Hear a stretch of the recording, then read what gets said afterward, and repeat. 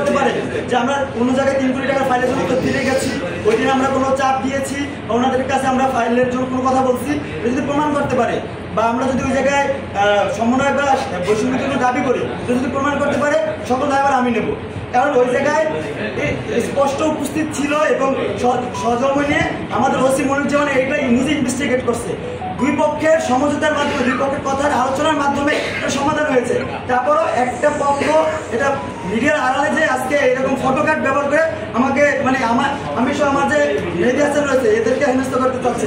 আমি ভাই বলি, বরিশাল বিশ্ববিদ্যালয়ের যে করে আন্দোলন রয়েছে, যদি প্রমাণ করতে পারেন যে আমি কোনো ধরনের আর্থিক লেনদেন করেছি বা আমার ব্যাংক অ্যাকাউন্ট যা যা সব দিতে পারি, কিন্তু এই যে 3 কোটি যে আপনারা আমার বিরুদ্ধে যে অভিযোগ দিতেছেন, আমি এগুলো নিতে পারতেছি না। যে একটা ছেলে 3 কোটি টাকা আপনার একটা এর ভিতরে 3 কোটি লিখে দিচ্ছেন, একটা ফটো কার্ড ব্যবহার করে 3 কোটি আপনি ফাইল নিচ্ছেন, অথচ একবার জিজ্ঞাসা করতেছেন না। এই শিক্ষার্থীদেরকে যে অ্যাটাক করে যে আপনারা যে কালারিং করার চেষ্টা, এটা তো আসলে খুবই আমাদের জন্য দুঃখজনক লাগে। ভাই আমি এখনো বলি, আমি যদি এখনো বলি 3 কোটি টাকা যে ব্যাপারে বারবার বলা হইতেছে, আমার জায়গা থেকে যদি তাদের পক্ষ থেকে এটা ইনভেস্টিগেট করে যদি এটা পাওয়া যায়, আমার এটা উৎসাহ থাকবে না, আমার এটা কোনো কথা থাকবে না। গুজব ছড়ানোর যে বিষয়গুলো, ইলেকট্রিক মিডিয়া থেকে যে আমাদেরকে যে গুজবগুলো উঠতেছিল, সেই বিষয়গুলো আমি আলোকপাত করতে চাই। জালকাঠি কিছু আঞ্চলিক ইলেকট্রনিক মিডিয়া এবং কালের কণ্ঠ, কালবেলা, RTV, Bangladesh Times, crime news Times, আমার বরিশাল, বাংলাদেশ প্রতিদিন, বীর সাহাবি, এছাড়াও ইলেকট্রনিক মিডিয়া সহ আমাদের ফটো কার্ড ও ভুল বা মিথ্যা ক্যাপশন বানিয়ে যাচাই বাছাই না করে এরকম গুজব ছাড়িয়ে দেয় ইলেকট্রিক সোশ্যাল মিডিয়ায়।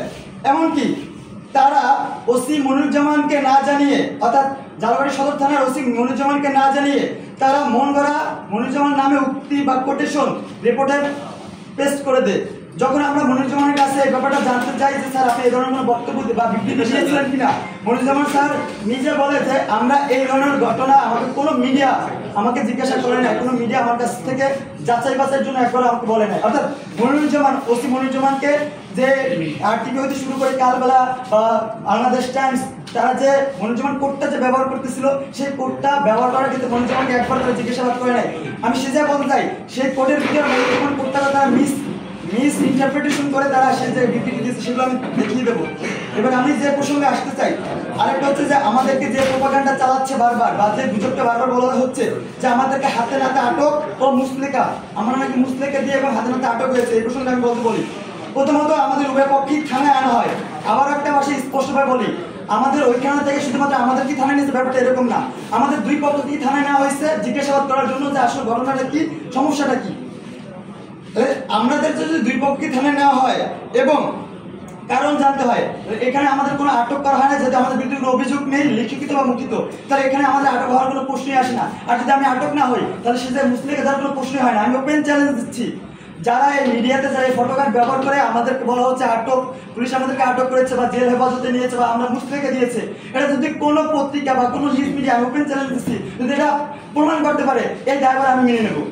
আমরা কোনো মুসলেকা, আমাদের কোনো আটক অথবা আমরা কোনো জেলা হেফাজতে ছিলাম না। আমাদেরকে জিজ্ঞাসাবাদ করার জন্য, দুই পক্ষকে জিজ্ঞাসাবাদ করার জন্য, ঘটনা কি কারণে ঝামেলা হয়েছে এটা জানার জন্য 2 জনকে ডাকা হয়েছিল।